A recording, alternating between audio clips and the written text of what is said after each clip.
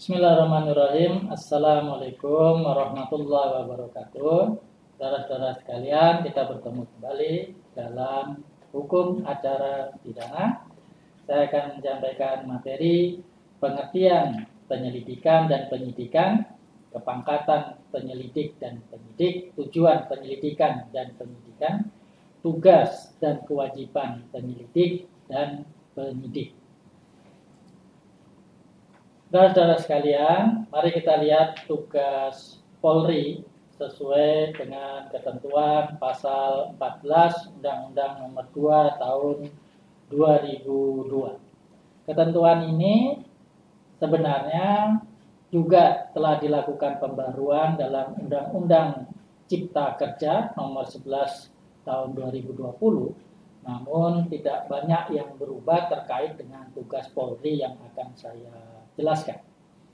Saudara-saudara sekalian, dalam pasal 14 Undang-Undang Nomor 2 Tahun 2002, yang pertama, tugas dari kepolisian adalah memelihara ketertiban dan keamanan masyarakat. Dalam tugas ini, kepolisian harus menjaga ketertiban dan keamanan masyarakat. Diperlukan polisi yang berpatroli secara baik dan benar pada setiap lingkungan masyarakat. Di setiap kecamatan saat ini ada polsek. Ya. Nah, polsek ini tugasnya untuk memantau masyarakat. Kepolisian kita dulu pernah bekerja sama dengan kepolisian Jepang untuk melakukan kajian bagaimana kepolisian Jepang menjaga ketertiban dan keamanan masyarakat. Di Jepang ada yang namanya Koban. Koban ini menjaga satu distrik tertentu di mana jumlah masyarakat tertentu itu menjadi tanggung jawab polisi. Dan polisi akan selalu berinteraksi dengan masyarakat. Polisi di setiap Koban harus mengetahui siapa saja masyarakat yang ada di lingkungannya, bagaimana kondisinya, lalu menjaga apabila ternyata ketika mereka berpatroli rumah itu kosong. Dan itu biasanya juga mereka akan menunggu masyarakatnya sampai pulang. Dan biasanya masyarakat Jepang akan sangat berterima kasih, tapi di samping itu mereka akan merasa malu karena mereka tidak menjaga rumahnya dengan baik. Sehingga ketertiban dan keamanan masyarakat di Jepang itu cukup terjamin. Hal ini tentu kita harapkan juga dilakukan oleh kepolisian kita. Mereka mau menyapa masyarakat, mereka mau berkeliling, tidak hanya menyerahkan masyarakat untuk melakukan pos ronda setiap malam, ya, melakukan ronda di malam hari. Kemudian tugas yang kedua adalah menegakkan hukum. Ini adalah tugas yang ternyata lebih banyak dilakukan oleh pihak kepolisian, menegakkan hukum. Di sini adalah terkait terutama perkara-perkara pidana, apakah itu pidana umum maupun pidana khusus. Ya. Kemudian tugas yang ketiga, memelihara keselamatan orang, harta benda, dan masyarakat. Itu terhubung dengan yang pertama. Jadi di sini ditegaskan memelihara keselamatan orang. Artinya, ya, keselamatan orang, harta benda, dan masyarakat itu tugas Polri. Polri harus menjaga. Apabila ada masyarakat yang kemudian karena kejahatan terluka ataupun meninggal, hartanya hilang, maka itu adalah tugas kewajiban dari kepolisian untuk mencegah hal ini terjadi. Maka itu menjadi suatu tugas yang tidak main-main. Ya. Kemudian yang keempat, mengusahakan ketaatan warga negara dan masyarakat terhadap undang-undang. Mengusahakan ketaatan adalah melakukan sosialisasi, melakukan bimbingan kepada masyarakat untuk memberitahukan mereka bahwa ada berbagai aturan yang ada. Kemudian yang kelima, melakukan penyidikan terhadap pelanggaran dan kejahatan. Ini masuk lagi pada penegakan hukum, ya. Tetapi dipertegas untuk melakukan penyidikan terhadap pelanggaran dan kejahatan. Lalu melakukan pengawasan terhadap aliran-aliran kepercayaan di dalam masyarakat. Adalah tugas pihak kepolisian untuk melihat, kemudian mengawasi. Ya. Dalam tugas mengawasi ini tentu dapat saja masuk dalam penegakan hukum, sebagaimana bila saudara-saudara menyaksikan beberapa peristiwa menarik di dalam masyarakat kita terkait dengan peristiwa di Purworejo, ada kerajaan baru di sana, kemudian di Sunda, di Bandung, ya, ada Sunda Empire. Nah, itu bagus sekali itu ya, aliran-aliran yang muncul. Apakah itu adalah kepercayaan? Tentu harus dilihat dan dikaji. Tapi juga kalau kita berbicara aliran kepercayaan itu terkait dengan keyakinan, tentu kaitan dengan agama. Tapi bagaimana tentang aliran-aliran yang menunjukkan orang-orang menjadi terikat pada peristiwa-peristiwa yang tadi saya sebutkan. Nah, tentu menjadi perhatian dari pihak kepolisian juga. Kemudian melaksanakan tugas-tugas pelayanan berkaitan dengan administrasi, misalnya terkait dengan perpanjangan surat izin mengemudi. Itu adalah tugas administrasi. Terkait dengan perpajakan kendaraan. Sebenarnya bukan tugas kepolisian, tetapi sekarang kita melihat itu terhubung ya dengan kepolisiannya, tugas-tugas administrasi. Kemudian memberikan bimbingan kepada masyarakat yang berkaitan dengan keadaan Kamtibmas, membimbing masyarakat. Ya, tadi saya katakan ronda yang dilakukan oleh masyarakat itu bisa dibimbing, ya, tetapi bukan menjadikan polisi tidak melakukan keliling patroli. Ya, nah, ini bimbingan ini untuk mensolidkan masyarakat untuk menjaga dari kejahatan. Tapi tugas utama ada pada pihak kepolisian, dan yang terakhir melaksanakan tugas lain berdasarkan undang-undang. Apabila kita perhatikan tugas yang dimaksud dalam Undang-Undang Nomor 14, Undang-Undang Nomor 2 Tahun 2002 Pasal 14 ini, sebenarnya tugas penegakan hukum, penyidikan itu tidak terlalu banyak. Ya, lebih banyak tugas-tugas kepolisian itu adalah di luar penegakan hukum. Hanya kalau kita melihat polisi, kita memperhatikan polisi, kita selalu terbayang tindak pidana, ya, karena tugas-tugas polisi yang lain itu seperti tidak terlihat di dalam benak ataupun pandangan masyarakat. Saudara-saudara sekalian, sebelum saya masuk kepada bagaimana tugas penegakan hukum, penyelidikan dan penyidikan yang dilakukan oleh pihak kepolisian, saya perlu menjelaskan sedikit dengan melakukan perbandingan apa yang disebut dengan Miranda warning. Ya. Miranda warning adalah satu kasus di mana seorang individu di Amerika Serikat yang tinggal di Arizona, seorang yang bernama Miranda, itu mengajukan upaya hukum terhadap pemerintahan Arizona, di mana Miranda pernah ditangkap. Tetapi Miranda tidak pernah diberikan hak-haknya, diberitahukan kenapa dia ditangkap, kenapa dia diperiksa. Lalu juga tidak diberitahukan bahwa dia punya hak untuk tidak berbicara, dia diam, diizinkan oleh hukum di Amerika Serikat. Kemudian mereka juga tidak menunjukkan apa saja bukti-bukti yang ada. Kemudian hak-haknya untuk kemudian didampingi oleh penasihat hukum dari mulai dia ditangkap itu juga tidak diberikan. Ya. Sehingga Miranda mengikuti seluruh prosedur yang ada di dalam sistem peradilan pidana, ia dihukum, dia dimasukkan di penjara karena dia dinyatakan bersalah. Kebetulan di penjara Arizona perpustakaannya cukup lengkap, buku-buku hukumnya lengkap. Miranda mulai membaca-baca buku hukum yang mempelajari, ternyata hak-haknya banyak yang tidak dipenuhi. Miranda kemudian melakukan upaya hukum dan mengirimkan surat pernyataan kepada Mahkamah Agung Federal Amerika Serikat, dan dalam perjalanannya Miranda memenangkan kasusnya dan ia dibebaskan. Di sini ingin saya sampaikan, kasus Miranda adalah kasus yang menunjukkan hak seorang tersangka. Seorang tersangka itu memiliki hak-hak yang harus disampaikan dan harus diperhatikan oleh penegak hukum. Apabila itu tidak dilakukan, maka apa yang disampaikan oleh pengadilan di Amerika Serikat, Miranda dibebaskan. Tentu kita harus menjadikan hal ini pelajaran yang terbaik kepada para penegak hukum kita untuk memperhatikan apa yang ada. Sekarang saya akan masuk kepada bagan penyelidikan dan penyidikan. Saudara-saudara sekalian, bagan ini menggambarkan bagaimana penegakan hukum harus dilakukan.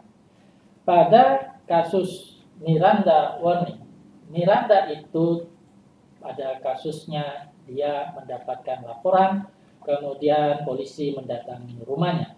Tetapi polisi tidak membacakan hak-haknya dan bagaimana ia harus mempertahankan hak-haknya. Kalau seseorang itu mendapatkan adanya tindak pidana, maka kalau itu tindak pidana biasa dia harus melaporkan. Kalau itu tindak pidana aduan atau delik aduan, maka yang boleh membawa perkara itu ke penyidik adalah korban.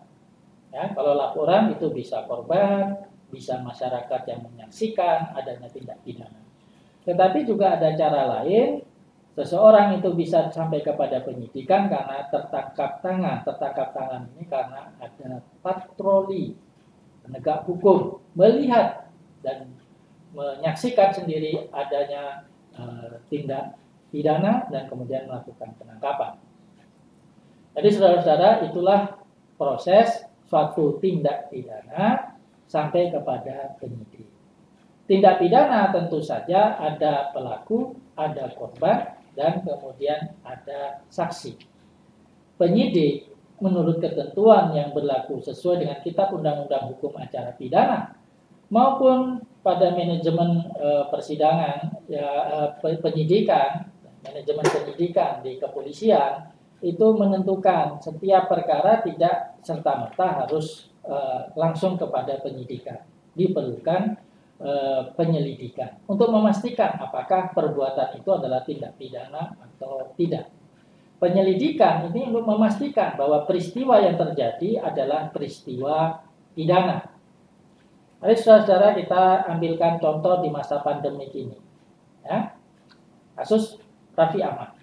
Kasus Raffi Ahmad itu ada yang melaporkan, ada yang merasa kecewa dengan saudara Raffi Ahmad karena setelah disuntik vaksin, ia kemudian melakukan pertemuan dan melakukan perkumpulan sehingga dikatakan melanggar protokol kesehatan.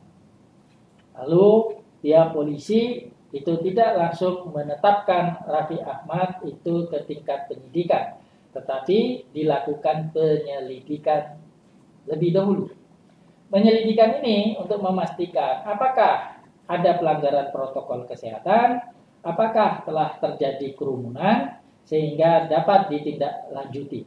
Mengingat ada peristiwa yang sama pada saat Raffi Ahmad melakukan kumpul, yaitu ada kumpulan yang besar sekali yang dilakukan oleh pihak FPI yang sudah dibubarkan oleh pemerintah. Oleh penyidik kemudian ini tidak dinyatakan sebagai hal yang perlu dilanjutkan ke tingkat penyidikan karena berdasarkan penyelidikan itu adalah bukan satu pelanggaran protokol kesehatan, ya, sehingga bukan perkara pidana. Tentu ada pro dan ada kontra. Tetapi saya hanya ingin menyampaikan bahwa tidak selamanya suatu perkara berdasarkan laporan itu berlanjut kepada penyidikan. Ya. Karena berdasarkan penyelidikan dipastikan bahwa perbuatan itu bukan perkara pidana. Saya ambilkan contoh lagi untuk memberikan gambaran. Ada seseorang melihat A dan B berkelahi. Ya, A membawa pisau, B ditusuk sehingga B mengerang kesakitan. Ya. Lalu masyarakat yang melihat ini lari ke kantor polisi, melaporkan ke kantor polisi ada peristiwa pembunuhan. Ya, tentu saja polisi harus segera bertindak. Tetapi polisi ketika dia bertindak, ketika setelah menerima laporan, yang dia lakukan adalah penyelidikan. Apakah betul ada peristiwa pembunuhan di sana? Maka dikirimkanlah tim. Ya, ternyata orang yang berteriak kesakitan itu masih berteriak kesakitan karena setelah polisi datang pun dia masih hidup tapi diinjak-injak. Nah, polisi datang untuk kemudian menolong. Ketika polisi datang ternyata ada teriakan keras, "Cut," katanya begitu. Oh, ternyata sedang buat film, ya. Filmnya adegan pembunuhan dengan kekerasan. Berdasarkan tindakan yang dilakukan oleh pihak kepolisian, itulah yang dinamakan penyelidikan. Peristiwa yang terjadi itu pembuatan film. Maka tidak perlu dilanjutkan untuk penyidikan. Laporan diterima tetapi tidak dilanjutkan penyidikan. Nah, saudara-saudara, apabila aduan, laporan, tangkap tangan, ya, itu menjadi penyidikan, maka dilakukan proses verbal. Ya. Di dalam proses verbal, korban itu diperiksa lebih dulu, saksi diperiksa lebih dulu, nanti baru terakhir pelaku diperiksa dalam proses verbal, dan untuk memastikan pelaku ini akan ditentukan sebagai tersangka atau tidak. Ya. Di dalam proses penyidikan itu boleh dilakukan penggeledahan, penyitaan. Penggeledahan itu adalah mencari barang bukti, penyitaan apabila ditemukan barang bukti ataupun bukti-bukti yang bisa dianggap merupakan hal yang menjadi proses penegakan hukum dapat berjalan lebih lancar. Tapi saudara-saudara, tidak selamanya proses verbal itu mendapatkan tersangka. Ya, selama proses penyidikan dilakukan, tidak harus ada tersangka. Ya, atau ada tersangka tetapi tersangka itu belum ditemukan, sudah diketahui orangnya. Tapi bisa juga tersangka itu belum diketahui. Kalau tersangka itu belum ditemukan, ya, kemudian perkara itu berjalan lama, maka biasanya dalam hukum pidana, terutama dalam kajian kriminologi, itu disebut dengan dark number. Perkara-perkara yang belum bisa dipecahkan karena tersangkanya juga belum bisa ditemukan. Bisa juga saudara-saudara ketika proses verbal ini sudah dilakukan ternyata bukti-bukti itu tidak cukup, ya, secara lengkap untuk diserahkan meskipun tersangkanya sudah ada. Maka bisa dikeluarkan surat perintah penghentian penyidikan. Seorang tersangka kalau dipanggil tidak mau hadir itu boleh dilakukan penangkapan. Atau memang sejak awal dia harus ditangkap karena terlihat perbuatan itu sudah nyata. Ya, kemudian bisa dilakukan penahanan. Penahanan itu dilakukan di rumah tahanan, bisa juga di kota, bisa juga di rutan. Saya kira itu saudara-saudara tentang bagian penyelidikan dan penyidikan. Kemudian saudara-saudara, penyidik setelah melakukan penyidikan itu dilakukan oleh penyelidik pembantu, kemudian juga bisa dibantu oleh, bisa dilakukan juga tugas-tugas penyelidik pembantu ini untuk melakukan penyidikan pada tempat-tempat yang memang kekurangan penyidik, ya. Tetapi penyidik pembantu harus diberikan perintah-perintah oleh penyidik. Kemudian kita juga mengenal yang namanya penyidik PPNS yang melaksanakan tugas-tugas untuk undang-undang tertentu, bahkan untuk peraturan daerah. Saudara-saudara nanti bisa melihat pada pasal 4, pasal 5, pasal 6 sampai dengan pasal 9, pasal 10 sampai pasal 12 dari Kitab Undang-Undang Hukum Acara Pidana.